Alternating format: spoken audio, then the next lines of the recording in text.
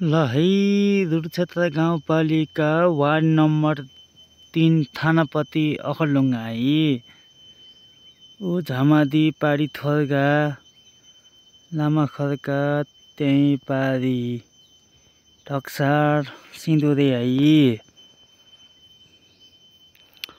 हाम्रो बमगाकोट है बमगाकोटा माथि साइडमा भन्जिङ रुडक्षेत्र गाउँपालिका वार्ड नम्बर 2 ग्वादी है यो ग्वादीको भ्यू एकदम घाम लागिरहेको अवस्था छ है।